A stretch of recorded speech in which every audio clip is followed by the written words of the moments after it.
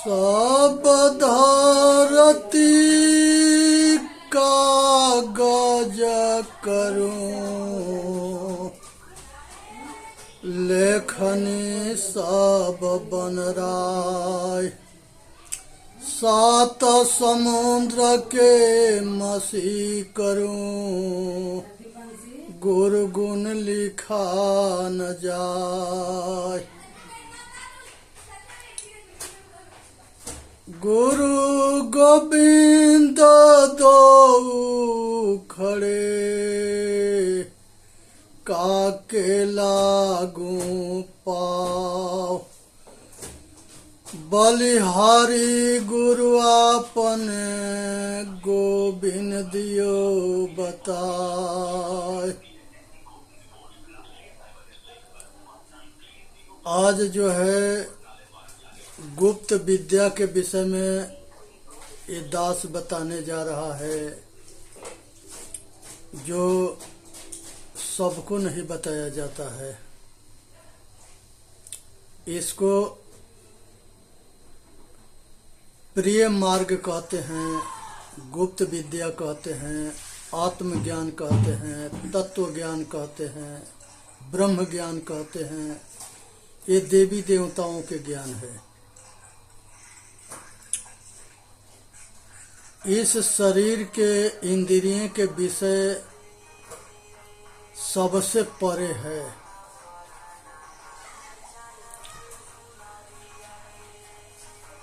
अंतर्मुखी जब मनुष्य होता है तो अपना घर वापसी होता है, अपने तरफ लौटता है और अपने स्वरूप के नजदीक होता है। तो ये विद्या जो है अंतर्मुखता है। जन्म मरण से छूटना ही मोह के क्षय हो जाना है। संसार में बाहर के मंजिल जो है दौड़ करके मिलता है, भाग के मिलता है, और अंदर के स्वरूप जो है ठहर करके, रुक करके मिलता है, स्थिर हो करके मिलता है। मन और इंद्रियों से परे वह चेतन आत्मा अपना ही स्वरूप है। चेतन आत्मा ही परमात्मा है, विचार करनी है। जड़ अलग है, चेतन अलग है। जड़ और चेतन के विषय में जानना है, समझना है, विचार करना है और अपना कल्याण करना है। इसी में मानव जाति के हित है। सुने, समझे, विचार करे और अपना कल्याण करे।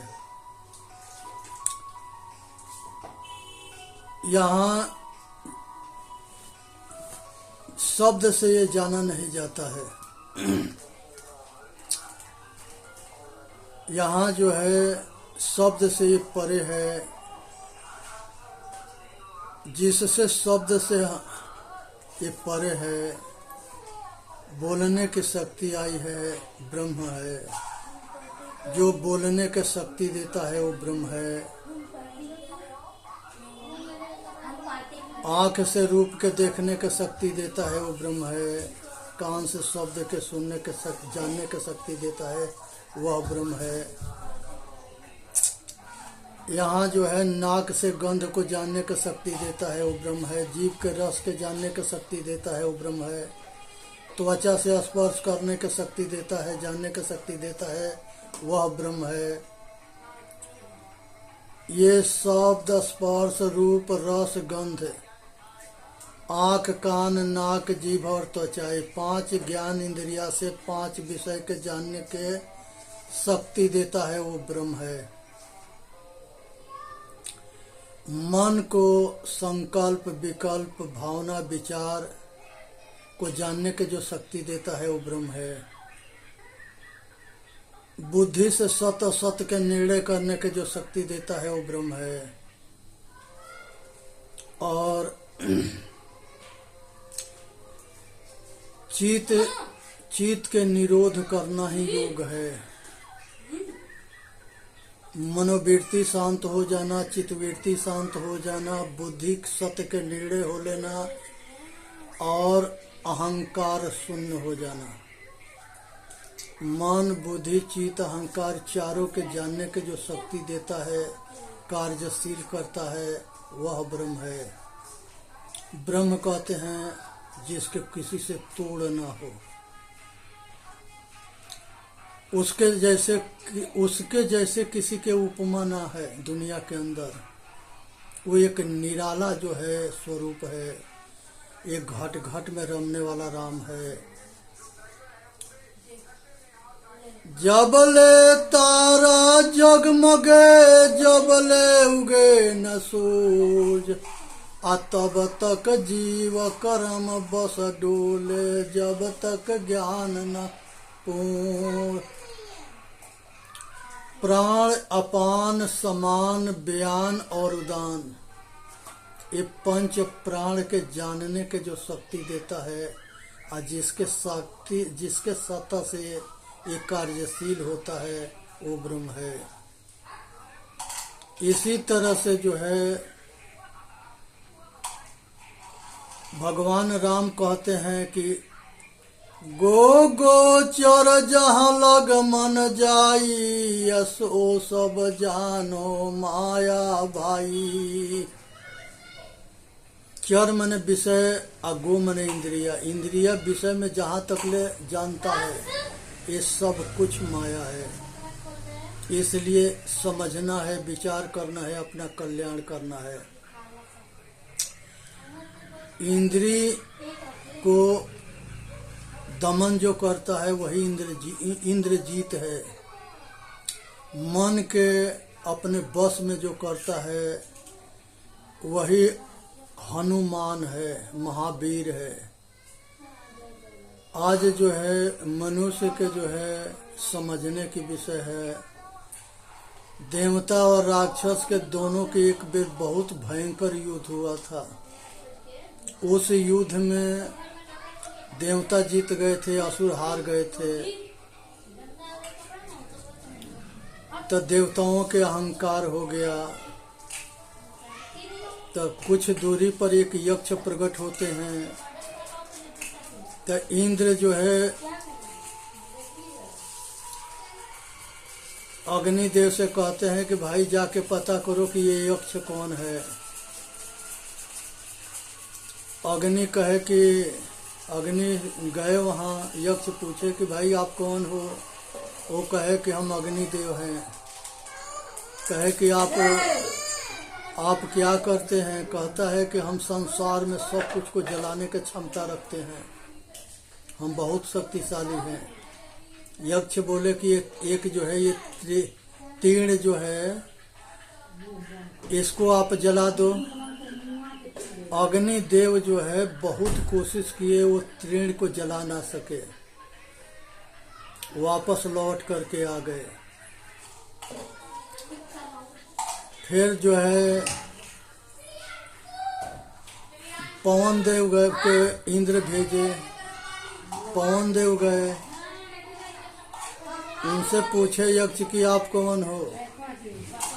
वो कहे कि हम जो है पवन देव हैं, हम सबको उधियाने के क्षमता रखते हैं। कहे कि तीर्ण के उधिया के दिखाओ। उसने जो है पूरा जोड़ लगा लिए, वो तीर्ण के जो है उधिया ना सके। अब जो है अग्निदेव के अहंकार टूट गया और पवन देव के भी अहंकार टूट गया। अब उसके बाद से जो है ये दोनों कहे कि और इंद्रदेव हम लोग तो इसको जान ना पाके आप ही जाके पता करो। इंद्र जो है गए, वहाँ यक्ष अंतर ध्यान हो जाते हैं। वहाँ एक देवी प्रकट होती है। वो कहते हैं कि इंद्र पूछते हैं कि माता ये बताओ कि ये यक्ष कौन थे। कहे कि यही जो है अनादि पुरुष है, जिसके सेवादार प्रकृति है। हम सब इसी के नीचे इनके सेवादार हैं। ये अनादि पुरुष है। तो इंद्र भी जो है यक्ष के विषय में ठीक से जान ना पाए और वापस लौट आए। ये चेतन आत्मा ही अनादि पुरुष है। इसी को ब्रह्म वेद में, शास्त्र में, उपनिषद में कहा गया है। आधा ऋषि जो है आत्मज्ञान अपने उपनिषद में इसको चेतन आत्मा कहते हैं, और आधा ऋषि आधा ग्रंथ इसको ब्रह्म कहते हैं। लेकिन ब्रह्म ज्ञान आत्मज्ञान दोनों एक ही ज्ञान है। यही श्रेय मार्ग है। ये जो है प्रिय मार्ग है। यही पराविद्या है। तो इसलिए जो है आज जरूरत है कि अंतर्मुखी हो करके अपने आप के जानने के। जब तक हम नहीं जानेंगे तब तक ले हम अपना कल्याण नहीं कर सकते हैं। इसलिए सुनना है, समझना है, विचार करना है। सतगुरु कबीर साहब कहते हैं, दिल में खोजो दिल ही में खोजो, ये करे मारा माँ। दिल के अंदर खोजो, यही करीमा है, यही राम है। जबले तारा जगमगे जबले उगे न सूरज, तब तक जीव कर्म बस डोले, जब तक ज्ञान न हो। जब तक ले पूरा ज्ञान न होता है तब तक ले अपना स्वरूप के बोध न होता है, और मनुष्य भटकते जाता है, अटकते जाता है, अपने से दूर होते जाता है। भगवान राम कहते हैं, आत्मयानुभव सोसु प्रकाशु, बड़े भाग उरयावहु जासु। बहुत भाग्य से आत्मा की अनुभूति होता है। बड़े भाग मानुष तन पावा, सुर दुर्लभ सत ग्रंथन गावा। बहुत भाग्य से मनुष्य के शरीर मिलता है और बहुत भाग्य से आत्मा के अनुभव होता है। अपने के जानना है, अपने के समझना है, अपने के मानना है और अपना कल्याण करना है। अपने के एहसास करना है, अपने के अनुभूति करना है, अपने के आत्म साक्षात्कार करना है। ये गूढ़ विषय है। यही विद्या जो है उद्दालक ऋषि जो है अपने श्वेत केतु अष्टावक्र जी के उपदेश देते हैं। और श्वेत केतु अष्टावक्र उस समय के बड़ा प्रखंड आत्मज्ञानी महापुरुष होते हैं, ऋषि होते हैं। आज जरूरत है कि हम सब इससे ऊपर उठ करके अपना कल्याण करें। भगवान राम भी कहते हैं, सेवरी के बताते हैं कि हे माता, हमारे जैसे अगर महापुरुष किसी को मिलता है तो उसको जो है आत्मा के बोध करा देता है और वो आत्म साधन करके जन्म मरण के चक्कर से छूट जाता है। कहते हैं कि मम दर्शन फल परमायनुपा, जीव पावनी सहज स्वरूपा। हे माता सेवरी, मम दर्शन फल परमायनुपा, हमारे जैसे महापुरुषों के दर्शन होता है ये बहुत बड़ा सौभाग्य होता है। अजीव पाव निज सहज स्वरूपा, ये आत्मा के अपने स्वरूप के बोध हो जाता है और वो आत्म साधन करके, अपने के ध्यान करके, अपने के साधन करके, अपने के मनन चिंतन करके अपने स्वरूप में परम शांति रूपी स्थिति को प्राप्त होता है और परम आनंद में होता है। ये स्थिति सगुण ब्रह्म शरीर धरता है तो सब गुण संपन्न सगुण ब्रह्म होता है। जब मोक्ष होता है तो ये जो है दिखाई ना देता है, ये जन्म मरण के चक्कर से छूट जाता है और सगुण और निर्गुण दोनों स्थिति से ऊपर उठ जाता है। आज जरूरत है कि इस पद से जो है ऊपर उठने की। सतगुरु कबीर साहब कहते हैं, नदिया एक घाट बहुत तेरा, कहे कबीर बचन के फेरा। सतगुरु कबीर साहब कहते हैं कि सब घट घट में यही राम है और यही के जो है ये अपना स्वरूप के जानने की जरूरत है। जिंगन नदी में कहीं जाएंगे किसी घाट पर तो जल कहीं मिलेगा, उसी तरह से घट घट किसी शरीरधारी के पास जाएंगे तो यही आत्मा के ज्ञान होगा। ये गुप्त विषय है, गूढ़ विषय है और अध्यात्म विषय है और सभी ऋषियों ने और सभी उपनिषदों ने और सभी शास्त्र वेदों ने ये विद्या के गीत को गाया है, सबने बताया है। तो आज जरूरत है अंतर ज्योति शब्द एक नारी, हरि ब्रह्माता के त्रिपुरारी।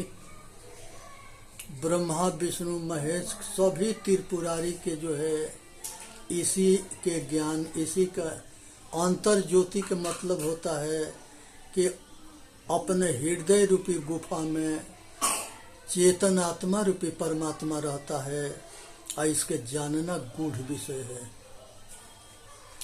ये शरीर एक रथ है और इंद्रिय घोड़ा है, मन बागडोर है, बुद्धि सारथी है और चेतन आत्मा रूपी परमात्मा इस शरीर पर में सवार है।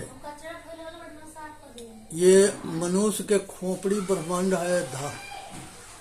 धर धरती के ये के लेखा, जस बाहर तस भीतर देखा। जो बाहर दिखाई देता है सब कुछ अंदर है। ये ब्रह्मांड सिर को कहा गया है, खोपड़ी को कहा गया है और हृदय रूपी गुफा में परमात्मा रहता है। इसको बाहर खोजने से नहीं मिलता है, न बाहर कहीं सुख है। सुख के भरम जरूर है। ये भरम कैसे होता है? जैसे बाहर अंधेरा में रस्सी सरफ भासता है तो मनुष्य के डर हो जाता है, पीछे से कोई रोशनी दिखा देता है,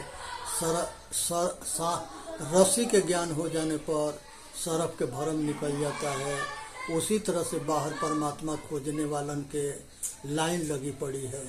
सब बाहर खोज रहे हैं लेकिन सब बाहर मुखी भटक रहे हैं। अंतर्मुखी होंगे, सतगुरु संतों के शरण में जाएंगे, तब अंतर्मुखी अपने स्वरूप के बोध होगा, तब जाकर के वो भरम मिटता है। तो आज जरूरत है कि अपना कल्याण करे, ऐसी में मानव जाति के हित है। एक पेड़ है, उस पेड़ पर दो पक्षी बैठे हैं और एक जो है बड़ा चंचल है और एक जो है बिल्कुल शांत है। उसी तरह से ये मन पक्षी है और चेतन पक्षी है। जब अंतर्मुखी होता है, जब बाहरमुखी होता है तो मन बड़ा चंचल होता है और बहुत बेचैन होता है। आप विषय में जो है सुख मान करके भटकता रहता है, अटकता रहता है और दुखी होकर के रोता गाता है।